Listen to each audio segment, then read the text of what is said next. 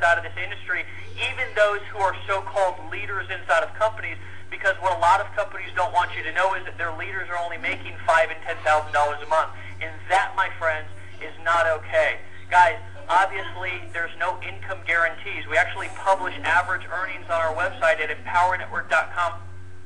Of mine, I'm not going to mention his name because some of you might know who he is. Met him at a conference in Florida, and I was having a conversation with him, and he was wondering, he's like, Dave, I've been working and none of this stuff works for me.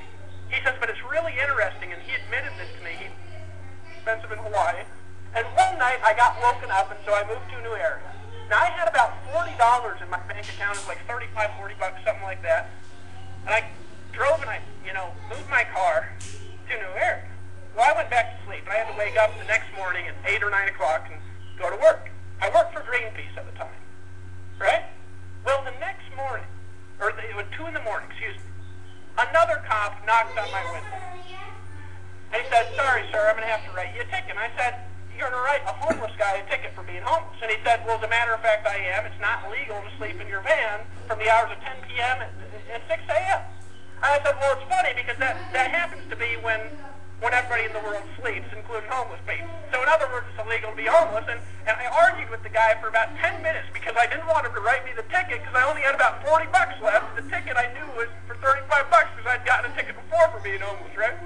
So this dumb, stupid cop wrote me a ticket for the last money that I had in my bank account, and it was like the next day or the next 2 days, I got fired from Greenpeace because the only one selling in the office was me, so they sent a guy in to fire everybody because, the office wasn't doing well, and Greenpeace is really like a boiler room of hippie salespeople that smoke pot in the meetings, and so I got fired from Greenpeace, right?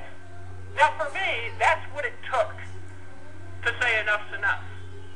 That's what it took for me to decide to take over my life. That's what it took for me to look up and say, okay, I need some help. And I've been in recovery from being a wussy ever since. And some of you guys, Dave Sharp's talking about recovery all the time, and I like it because I'm like, well, that's kind of what I did.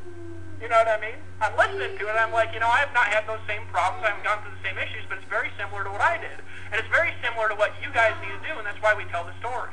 See, a lot of you guys, the struggle that you're having, you think that you just need to be told what to do. You think that we just need to give you the magic strategy. You think that we need to come there and say, Bob, if I just hold your hand and touch your butt as we walk through this field of flowers, then you can make it. That's what you think that you need. But the reality is, guys, it's not what you need. And it's not what you want either.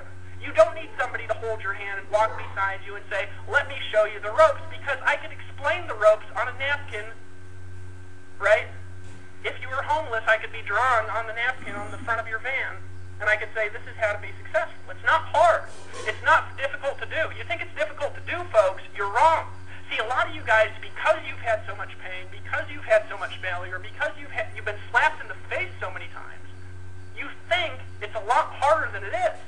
Folks, this is not difficult. It's not complex. Now, we're not talking about, building a business, selling soap door to door here, and we're not talking about making a list of your family and friends and slapping them over the face with your business opportunity like they're going to join you because they're your family and friends. I want to tell you my least, the training that I think is the biggest bullshit that I've heard in my entire life, because I did it for years, and I'll tell you exactly how well it worked, and I'll tell you exactly what it is. It's make a list of everybody you know and call them and beat them to death over the forehead with your business opportunity, right? And I'll give you a script that if you use 100% of the time, you're going to feel like a moron, right, and make very little money. And the script is, hey, Bob, this is Dave. I know I haven't talked to you in 18 years, but, I don't know if you remember, we used to go to high school together. It was back in 1972, and I know I haven't talked to you in a long time, but, I just wondered how you're doing. And by the way, do you keep your business options open? I just got an Amway yesterday. Look, guys, that is not a good strategy. Look, if you want to talk about strategy, I'll tell you a strategy is really simple.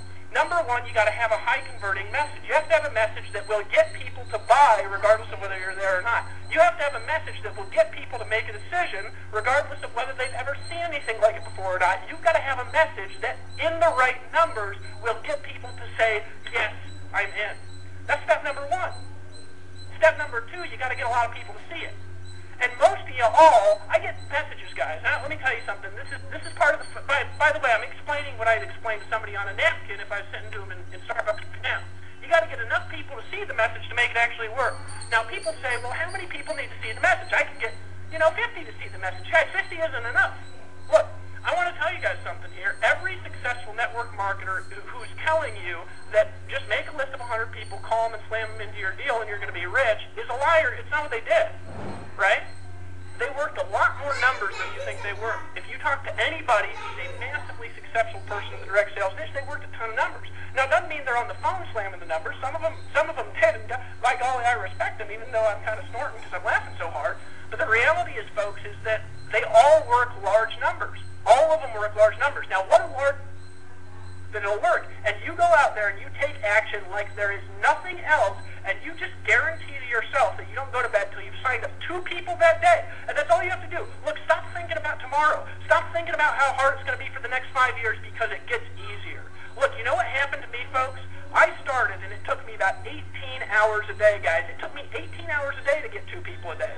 But you know what? It started taking only 16 hours a day, and then it started taking only 14 hours a day, and then it started taking 8 hours a day, and then it started taking 4 hours a day, and then it was taking 2 hours a day, and then it was taking an hour a day, and then it was taking less than 15 minutes a day, and then it started happening regardless of whether I did anything or not, and that's when the magic happened. Because what happened was, what used to take me 18 hours a day, now I get done 3 times if I don't even get out of bed. Guys, that's what happens. It gets easier, it gets simpler, and what you have to fight for now will become easy tomorrow. But it all starts with you believing in the message. It all starts with you working like it will work. It all starts with you acting as if it's already happening. And it starts as if you're acting now and producing now like you would if you're showing up to your job that's only paying you $12.50 an hour. And let me tell you something, folks. If you do that same thing here, it'll pay you a lot more than that stupid job will. I don't care if you're a damn doctor. Look, I'll tell you something. Doctors don't make what Tony Rush makes on average. Now, there's some doctors out there that make $1 million a year. But guys, you know how many doctors